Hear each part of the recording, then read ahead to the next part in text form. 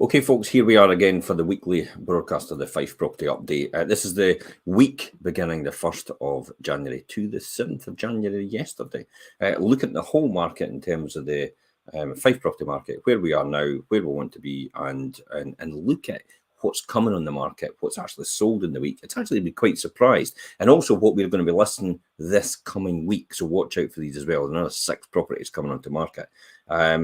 And a couple of articles to discuss as well, and also Halifax House Price Index and the IMF prediction about the world economy. So let's kick off right now and talk about this. Let's look at the numbers right across Fife for last week just past. As you can see there, quite stable. To be honest, Cooper 1 came on, 4 sold. Eastnewt 1 came on, 2 sold. St Andrews 4 came on, 2 sold. Leadmouth 3 versus 1. Dunfermline 10 versus 11. So all quite quiet last week. Only 30 listed, but equally enough, 34 actually sold. So, you know, we're beginning to get some stabilization in the market. We'll see next week if there's going to be any talk of thoughts of oversupply. But if that's not the case, then prices should actually stabilize where they are for the Fife market itself. Let's look at the UK market and what was sold in comparison to what was sold the year before. So the first week in 2023, there was 9,231 sales agreed right across the whole of the UK. And yet the first week in the January the year before, there was 9,161 sales agreed, which is less than what was actually agreed this year. So which tells me there's more people buying property on this week past in the UK than there was a year ago. So we'll be interested to see how that will go for the next few weeks and into the end of the month of January. Let's quickly talk about the Halifax House Price Index. Now, it's just come out about a week ago. The Halifax said house prices in terms of their numbers have actually dropped again for the 4th month in a row, the house prices themselves. Now, remember the house prices in Halifax they are one of the biggest lenders in Britain, so they do have a real good consensus where house prices are. But remember, it's based on the customers that they use. It's not the land registry figures. Land registry figures right across the UK take into account everything. The whole amount of properties sold, whether it's privately, whether it's through an estate agent, and that makes a fundamental difference. That is the true figure we should be looking at all the time. So that'll be out in the middle of this month, but the Halifax says it's dropped in terms of their numbers again for the 4th in a row, which is no surprise. There's been predictions as well. You've probably seen me post that today from the Courier, the article on the Courier on our social media pages, in terms of our house price predictions where they'll be for 2023, and that'll give you a chance to read them on our post just previously to this one, actually. So during put them out during the day. So check that out, that article. That's quite interesting reading, and quite interesting reading to see what other estate agents and other solicitors are actually predicting in terms of house prices for the coming year. Surprising to say the least. I thought I was the most bullish about the situation, but it seems to be I'm the other way around, which is actually quite surprising. But I'm a realist, put it that way. I understand where things could be, and I would like to think they could be better. But I make sure that my planning is based on the fact that where they maybe could be on a prudent level, rather than anything, to make sure we're in the right place. This is actually backed up by things like the IMF, which is the International Money Federation. They actually looked right across the UK, the world, right across the world itself and the economies, and they think a third of the world will be in recession this coming year.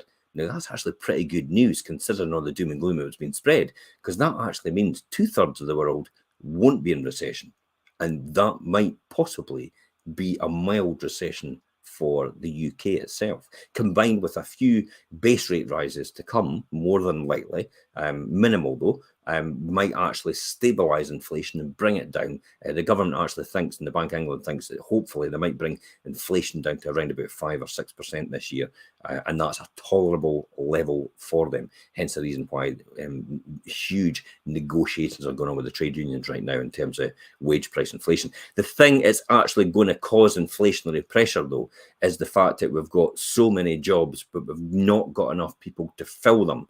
Therefore, salaries on offer will have to go up to try and attract people from other jobs and positions in order to fill these ones. And that's what you'll probably find, that wage price inflation will actually keep that inflation quite high in comparison to what it is usually, and because of that situation in terms of the number of jobs is purely outstripping the number of people able to fill them as well. So that's where these are right now. Just to look at a couple of articles that we did yesterday, buy-to-let or pensions. Richard, Kerin and myself talked about whether you should be doing property or whether you should be doing pensions, and which has profit, freedom and security that is actually right for you.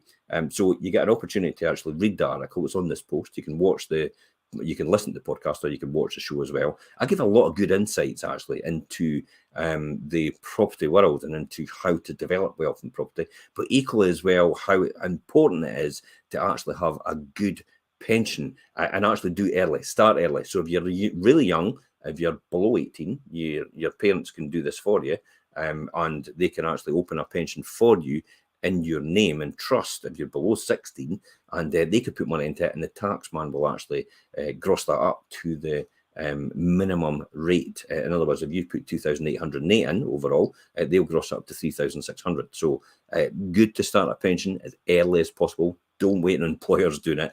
Don't wait until you're old enough. Do it now, because of compounding wealth. And I talked about that on the show yesterday, how important that is to you. We will not have pensions when you retire. If you're at a young age right now, they will more or less disappear because the government can't afford to keep us going. Hence the reason why they're forcing companies to provide that pension facility for employees as well, and force employees to actually contribute towards a pension for the future as well, because it will not exist in the next 40 years. I can guarantee you that. So be vigilant, make sure you invest properly. The next one as well is the Fife property market holding up despite the doom and gloom in the newspapers. You can read the article for yourself. Perry and I actually went through in detail about where that is and discussed the Fife property market and how well it's performing. Again, you can listen to the podcast. You can tune into the show itself on this link on this post, or you can actually just read the article. Articles themselves will take 3 or 4 minutes to read. Let's quickly jump back to what's been sold this week. If you just bear with me. So sold this week, we actually had this one sold. This was actually sold. This was an offer received between the Christmas and New Year period, but we had to wait for it to get over the line before we can do anything. So this is actually sold. This was Sandy Craig Road in Pittenweem. It was sold in 3 weeks, and it was a 2-bedroom detached bungalow. Again, as I said, it was sold over the Christmas and New Year period. You can only be as busy as your estate agent wants you to be. That's it. If they're away on holiday and they're not doing any business, then nothing's going to happen. So the new owners still were delighted with their new family home by the sea, and that was on offer over 300,000, that one. So if you've got a property like that in the Pittenweem area or in the East Neuk area, please feel free to contact me. Now let's talk about coming soon. What's coming soon? So listen out for this. If you're looking for property right now, which you should be more than likely if you are, coming soon. So Todd's Green in Crail, which is a 2-bedroom terraced house, will be coming soon. High Street in Pitlessie, which is a 6-bedroom detached house, will be coming soon as well. Hill Street in Ladybank, this is a 2-bedroom detached house as well. Pinkerton Road in Crail, I just signed that up a couple of days ago. That's a 2-bedroom semi-detached bungalow, actually 2 receptions as well, because it has a conservatory off the back. So if you're interested in a bungalow in the Crail area, then contact us direct. Veronica Crescent in Kirkcaldy, 3-bedroom semi-detached house, will be coming soon as well as Nethergate in Crail. There's a 7-bedroom semi-detached house coming, and it's currently utilised as a B&B right now. Now, most people all know where that is. It's a good earner. If you're looking to break away from the rat race, from the busy life of the hectic city, and you're looking for something a lot quieter, more relaxed, and still earn an income, this is probably going to be for you. This is a ready-made business, ready to go for you, and it will earn money. It's been earning money significantly for years and years, 10, 20, 30 years. Okay, so that's the ones that are coming on this week, so watch out for these ones. Quickly, I'll just finish off on another thing as well, is the show that we're going to do tomorrow, Richard and I, we're going to be doing a wealth creation show tomorrow. This is part 8 of the wealth creation show for the Diary of a Property Investor. That's myself, my track or my story to my first million. I'm going to be talking about now. I've got to my first 20 properties, and my stories and my lessons I've learned at my first 20 properties. You can see that on the playlist from the previous YouTube. So you can actually watch them and listen to the podcast as well if you want. I'll be talking about my next properties. So I've got another 10 properties to talk about and my lessons learned from that as well on my journey to my first million. So I'll be talking about that live tomorrow with Richard at 12:30 on the Wealth Creation Show. It will be on the YouTube channel, Fife Properties TV. It'll be on my personal profile as well. It will be on my public Jim Parker profile as well as it will be shared to the office pages.